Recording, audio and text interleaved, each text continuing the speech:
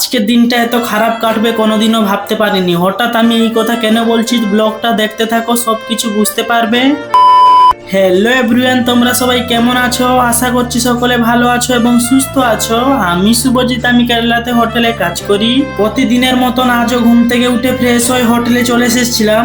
সবকিছু প্রতিদিনের মতন চলছিল, কিন্তু কিছুক্ষণ পর থেকে অনেক সাউন্ড আসতে থাকে। বাইরে বেরিয়ে দেখি রাস্তার কাজ চলছে। ওই মেশিনটা থেকে এত পরিমাণ সাউন্ড বের হচ্ছিল, তোমাদের কি আর বলবো। এদিকে হোটেলে কাস্টমার পুরো ফুল, আর এই গরমের ধারে কাজ আর এই মেশিনের সাউন্ড। আমি কি করব কিছুই বুঝতে পারছিলাম না। আজ এত পরিমাণ অর্ডার গেছিল যে পুরি আমাদের শেষ হয়ে গেছিল, তো মামা পুরি বানাতে লেগে পড়ে আর আমি ওই সময় খেতে বসে পড়েছিলাম। আমি খেয়ে দিয়ে রুমে গেছিলাম 3টা জলের বোতল আনতে। থেকে আসার সময় দেখি সবাই বসে আছে, আবার রাস্তার কাজ শুরু হবে, আবার ওই সাউন্ড আসবে। এখন আর হোটেলে থাকা যাবে না।